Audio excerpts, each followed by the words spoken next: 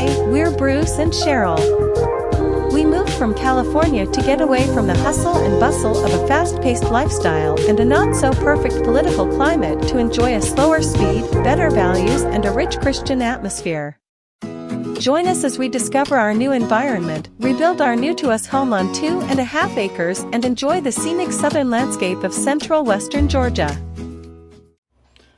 Good morning, guys. So, I know it's been a couple of weeks since I put out a video, and part of the reason behind that is because I'm still going through recovery on my injury, which if you have been paying attention to videos, you're like, what injury?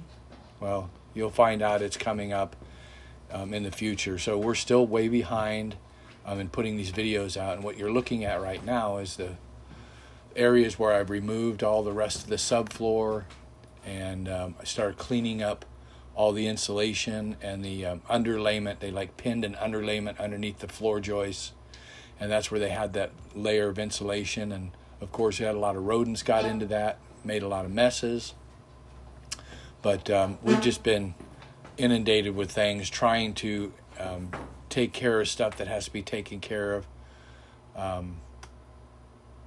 Just so much going on, and we haven't been able to get to the videos. But anyway, so what you're seeing here is one of those pier block points where you can see where we had termites that tunneled up through the sides, and they damaged the wood underneath. Thank God it was touching steel, right? These steel I-beams are what's holding up the floor joists. So you can see here where I popped my water line through the wall, and of course the old water line is sitting there because I haven't removed it yet. I'm still cleaning this stuff out. And so what you don't probably realize here is that other than that water line, which I'm zeroing in on right here to show that 1-inch copper line that's coming through, but that rim joist that's on this front edge of the house, it's a singular rim joist, so it's like 1 2x6 that's underneath that bottom plate. And of course, the bottom plate's the same as it was everywhere else. It's a 1x4 that has to be removed and redone. But I need to put on a secondary rim joist, so that's going to have to happen. At this point, though, in the game, which I'm about to show you here, now that I've got all the ceiling ripped out, I've also gone up in here and removed the tin, at least in that corner right there. So this is where I really start getting more aggressive on getting rid of the tin. But it's such a process, man, because if you can tell right up in there in those rafters, when you get above the initial rafters and get up into the secondary rafters, there's not a whole lot of space, so I had to crawl across there to cut this out. This I had to do off the ladder, and of course it's jagged because it's hard to get into these points and cut all the way back to the face or the fascia that I need to, and peel that stuff out of the way.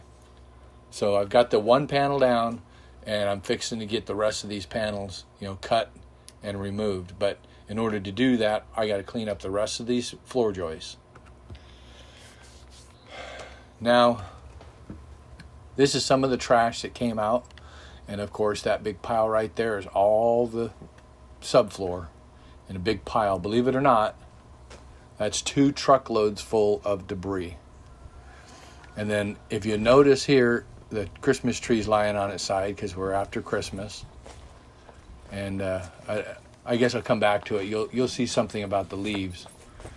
But so we're just going to take a walk around the back side of the house. You can see that our raking leaves has created a massive pile, which I was hoping to burn off. And we'll get some of it burned. You can see the burn pit. I got the burn barrel, and I've got my little burn pit. Got my piles that are growing for humus, and then I got my big fire pit built. And we've had a few pretty healthy fires on here. You saw those in the past videos. There's still a lot more to clean up underneath these trees, and there's still a lot more leaves here to rake up. So many leaves were all over the place. This place has been unkept for more than 3 years, so we're behind the 8 ball. And of course the old power pole,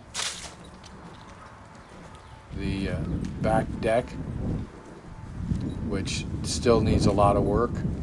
And believe it or not, you can't tell it, but the whole house is listing still at this point, and it has to be lifted up. But you're not going to believe what we discovered on the property.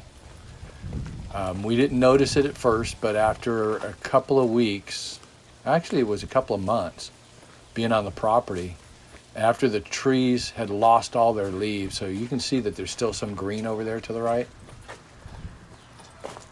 And then back to this leaf pile, you see a lot of leaves piled up in a strip, and it's covering the hose because we had gotten so cold that our water line was freezing. But anyway, in these trees over here off to the right, you still see a lot of green in there, but once a lot of the leaves had fallen, we looked in the back there and we thought we had a homeless camp. It looked like we'd gotten invaded by the homeless. So I finally ventured out to go take a look and see. And by the way, you notice that we have a pretty good sized front lawn here. We literally sit 200 feet off the main road. So it's a big front yard. But so I venture over here into this debris, thinking that I'm going to find this homeless camp. And turns out it's not actually a homeless camp. It looks like one though. But when you get right up on it, you find out that this was some kind of like a nursery, lean-to, or structure with plastic over it.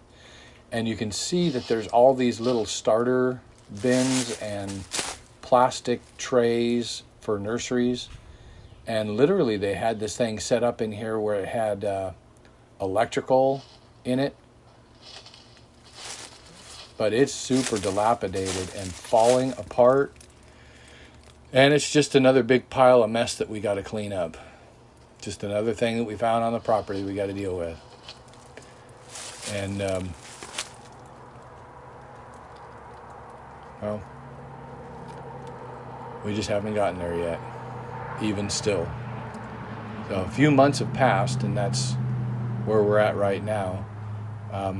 And so y'all know how far behind I am if you've been paying attention to videos. Today's actually Independence Day. It's July 4th, and I just want to put it out there for everybody to let you know that we all wish you guys a happy 4th of July, happy Independence Day.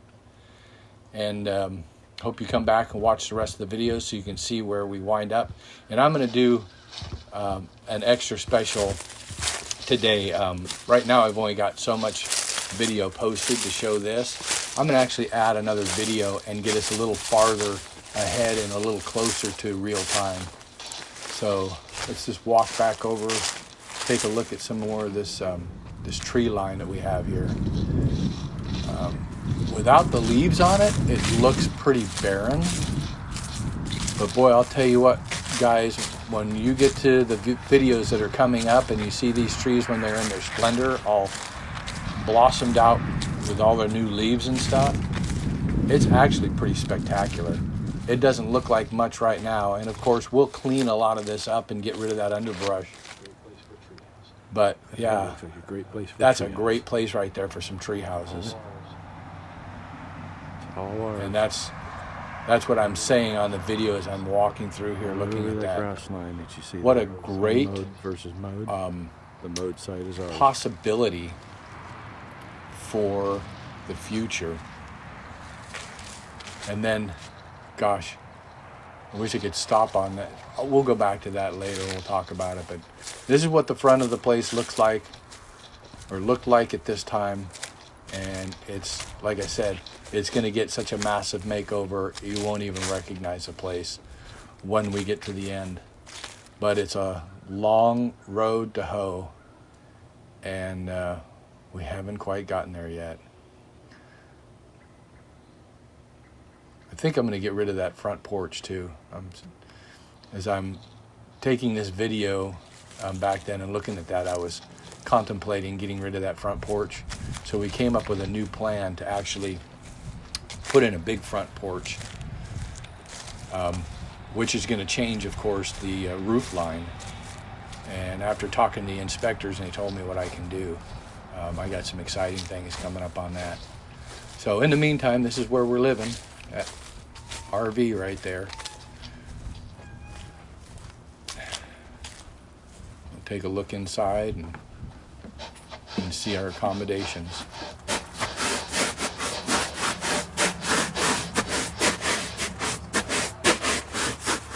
was just getting ready to call you.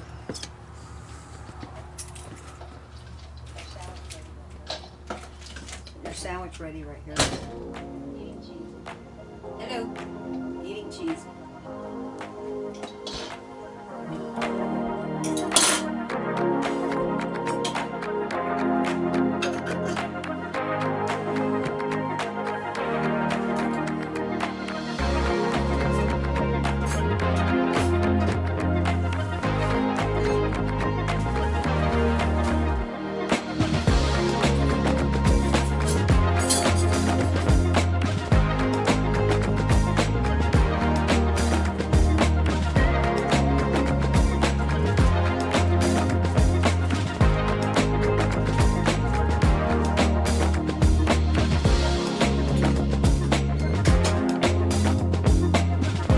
Alright, so check it out, guys. A little bit of time has gone by.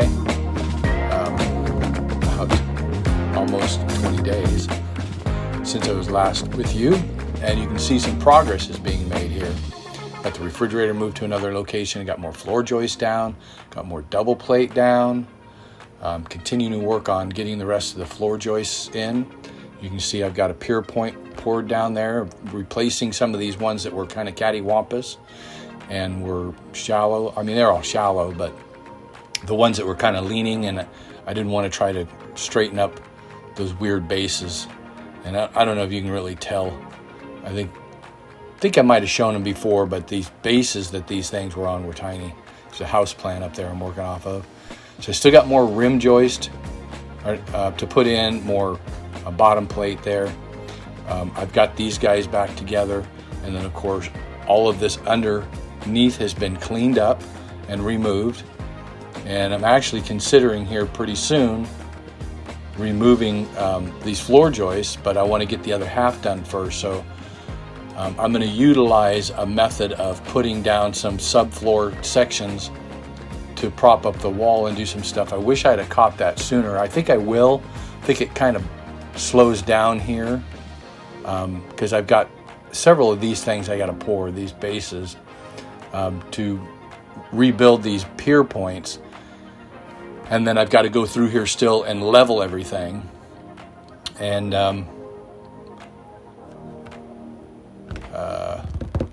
I've got to figure out a way to deal with this top plate situation. So that's going to be coming up here, and I'm going to take a look and see what video I'm going to add in here. But I'm just kind of showing you around the areas where I've removed stuff and put in these blocks and these bases for the center point that I talked about before. It's wholly different here with everything cleaned up than it used to look like. And I've even rearranged a little bit out here in the garage area. I got my drywall back in that corner. Got my cut hub station set up for my cutting. Got my appliances there. My trailer's moved around to the front now instead of in the back.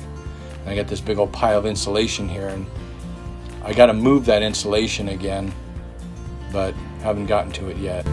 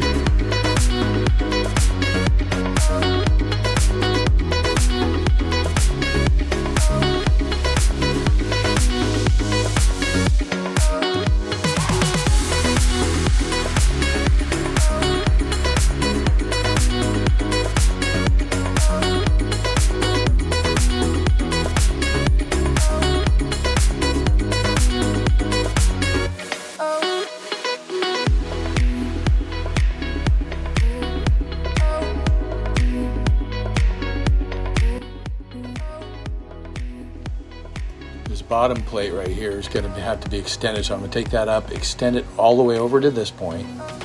Then I'm going to move that other one that was on there on top of it after I've swapped them out. And then that guy will sit back on top and be, you know, about that location so that the other can overlap it. Anyway, so up top here, there's going to be a jack stud here. And I'm going to be putting a header across here for the new window. And the other jack stud will be right there. And I've got some, there's a header of course, but I've got this new idea about how to deal with that top plate up above here. So I'm basically building a new beam that'll run across the top here. And it's basically two 2x6s sandwiched together with a 1/2 inch between it. Kind of like this header right here, where it's two pieces of 2x6 with a piece of 1/2 inch in between. And it'll go down below the bottom plate there, where this other piece, instead of the header like this on the bottom here, this other thing will be up on top of the bottom plate, or top plate rather, and it'll extend all the way down. And that's going to be the new beam that carries the load of all of those upper trusses.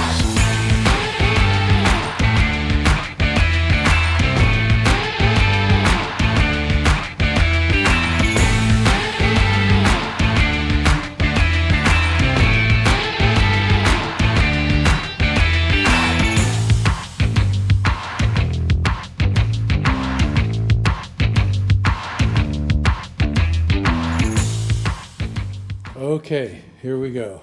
So, as of yesterday, you know, I cleaned all that out and prepped it, built a header for the window, and then I built the beam to go across the open space there to carry the load of the trusses onto the top plate.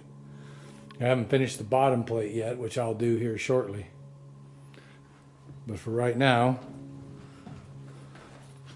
I'm going to do my best to get this beam, almost fell over, to get this beam up into that crotch right there. So wish me luck, see you in a minute. Okay, it's probably been about an hour, but it really only took about 40 minutes to put in the double bottom plate. So it's brand new from there all the way down to the corner here, and it's doubled. Took a little bit. So there's the beam in place, screwed to the trusses, and actually support at this point pretty much supporting the trusses, other than the wall, the temp wall behind me is holding a good portion of it. Now, bottom plate, the secondary or the double portion of the bottom plate stops obviously right there, and it'll continue on with an overlap so that they're not, joints aren't equal, you know, in line. So not two 14-foot boards on top of each other where you got a crease right there, not a crease, but a joint. You don't want a movable joint, so they're overlapping by nearly 2 feet. Anyway, that's it on the bottom. On the upper one, you got the same thing. You got an overlap here. The upper one's at 14 feet. The secondary one is at 12 feet. So you got a 2-foot overlap. So once the secondary piece goes on there, it'll support that truss completely. And then I'll have to block these as I go down, but I still have to pull the tin off. Anyway, right now, I'm in the process. Sorry about the light. You know, I'm in the process, so you know you can see there's a new 2x4 in the corner there, which is a nailer. And then I know this is overkill, and any of you guys who are contractors and framers that know the difference, the outside corner from the corner stud to the next stud that was existing is 16 inches on center for the outside. I'm going to put a secondary stud to give more support to the beam at 16 inches off of that new one I put right here on the corner, which is a nailer. I'm going to go 16 inches from that to each secondary, I think you can see it right there, secondary stud. And then if we go up here, I've already transferred off where my jack stud is for the window. So I pulled out the stud that used to be there, which is the 16 on center, because by the time I put the king stud, and I'm probably going to do a double king stud, as soon as I put the double king stud in here, then you'll have support and you'll have backing at 16 on center to carry this line.